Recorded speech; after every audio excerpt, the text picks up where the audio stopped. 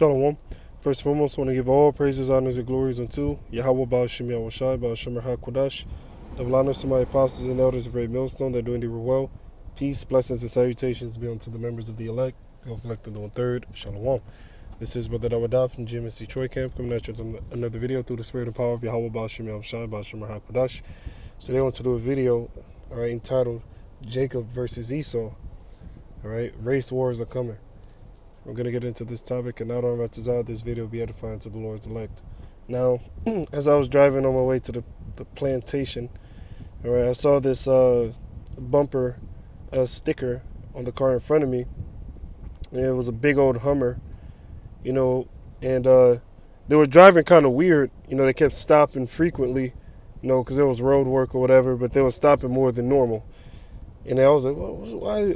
It hopped in my head, like, why is this car stopping like this? Then that's when I noticed the bumper, and it said this right here, and it says, "Come and take it." You see their weapon, their gun, and it says, "Come and take it." So it's basically daring them to make a move. Like, I wish you would try to take my gun away. And obviously it had to be an Edomite driving that vehicle, because they believe in their blessing even to the end. That's why they're so passionate, to refuse to give up their weapons. Why? Because that's their blessing. It says, "Come and take it."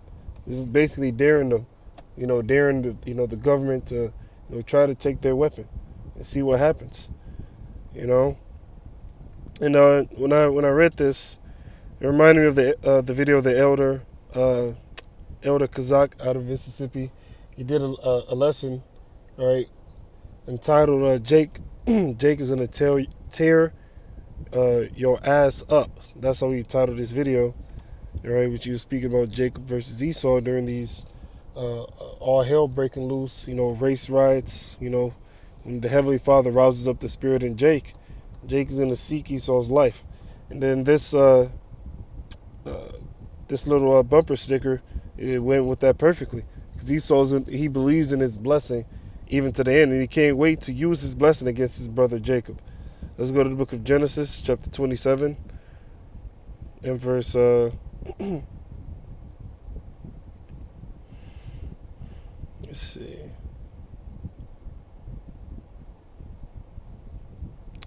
Genesis 27. Now this is after Jacob Jacob means supplanter. This is right after Jacob supplanted Esau out of his birthright, his blessing, I should rather say. Genesis 27 and 32. And Isaac his father said unto him, meaning unto Esau, "Who art thou?" And he, meaning Esau, said, "I am thy son, thy firstborn, Esau." Which Esau in the Hebrew is Ishashwa, meaning wasted away is he. What was wasted away upon this demon? His pigmentation. These are calling him a demon because that's how he acts. Here it is. He's polluting the same water that he has to drink, polluting the same air, that he has to breathe, polluting the same food that his own kind, his fellow Edomites, have to eat. He's just a total demon, and he's running amok on the earth. And eventually, Yahweh Shem Yahushua is going to throw him back on his leash, meaning he's going to be put in captivity where he belongs till he gets done away with. Verse 33, and Isaac trembled very exceedingly and said, "Who? Where is he that have taken venison and brought it me, which thou was Jacob? And I have eaten of all before thou camest, and have blessed him, yea, and he shall be blessed." And when Esau heard the words of his father, he cried with a great and exceeding bitter cry.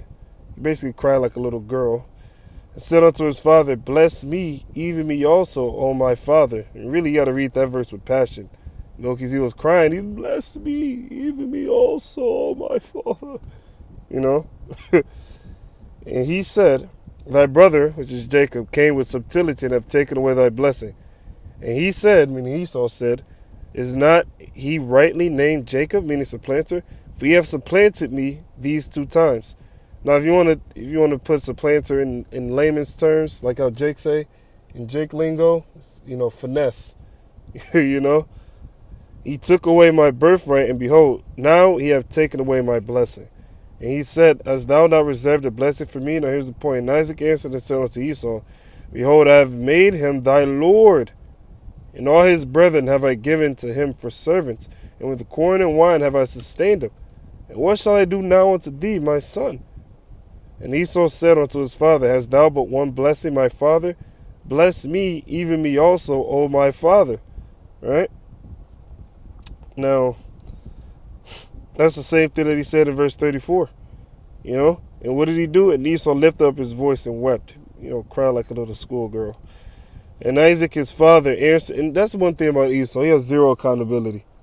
No accountability. He doesn't have the spirit, the fortitude to say, hey, you know what? I screwed up. You know what? I'm going to let it go. No, he ain't like that. He is not like that.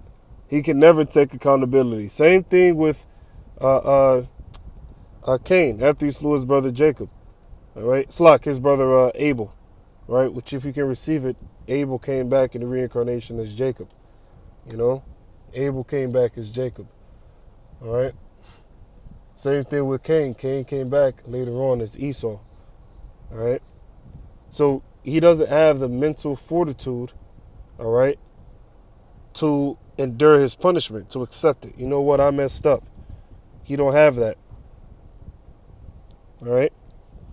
And Isaac, his father, answered unto him, Behold, thy dwelling shall be the fatness of the earth and of the dew of heaven from above. He lives in the best places on the planet earth. And by thy sword, here's the point, by thy sword shalt thou live, and shalt serve thy brother. It shall come to pass when thou shalt have the dominion, that thou shalt break his yoke from off thy neck. So, which that happened during the day of King David. All right, going into the reign of King Solomon when he broke the yoke off his neck. All right. In other words, Esau, he was in low position. He was subservient under us. And then after a certain period of time, Esau was allowed to creep back out of that. You know, out of that low state that he was in, being underneath us. All right. So it says, by the sword shall he live. That's his blessing, the sword. That's why he ain't willing to give up his guns. And when they talk about removing guns away from the people, the number one people that have a problem with it is Edomites. You put two and two together. Why? Because the number one people that have a problem with it, let me put it in a better way, the number one people that have a problem with their guns being taken away are so-called white people. Why? Because they're the Edomites and that is their blessing. You know? Now it says, verse 41, And Esau hated Jacob because of the blessing wherewith his father blessed him. And Esau said in his heart, The days of mourning for my father are at hand. Then will I slay my brother Jacob. And he's in that same spirit today. He wants to kill you Jakes. So when all hell breaks loose, best believe that they will be coming after Jake. But at the same time, the Heavenly Father is going to put the spirit upon Jake to come after you. Genesis 49, verse 8. Verse 9. Judah is a lion's whelp. A lion's whelp meaning a young lion. From the prey, my son, thou art gone up. The prey is Esau. He stooped down and crouched as a lion, and as an old lion, he barely want to do anything. He barely want to move, barely want to hunt. He just chilling, you know. And as an old lion, who shall rouse him up? The answer is the Most High. He's going to rouse, all right, Jacob, particularly the tribe of Judah. He's going to rouse them up, all right, during these race riots. He's going to raise them up to fight against Esau, all right. Let's go to Zechariah. The great clash is coming. You know. Zechariah 9 and 13. When I have bent Judah for me, filled the bow with Ephraim, and raise up thy sons, O Zion, against thy sons, O Greece, and made thee as the sword of a mighty man. So, you know, race wars are coming. You know. Hey, it's going to get bad out here. You know. Esau, he can't wait to have the green light to come after Jake. You know, and eventually the Heavenly Father is going to rouse Jacob to show them who their enemy is. You see? Now, let's grab 2 Ezra 15. Scriptures speak about the time of great lawlessness. You know? 2 Ezra 15 and verse 14. Woe to the world and them that dwell therein, for the sword of their destruction draweth nigh, and one people shall stand up and fight against another, and swords in their hands. The modern day sword is the gun. So it's going to be all hell breaking loose, all right? One people shall stand up and fight against another. What's that? That's a race war. See? So it's going to get bad out here.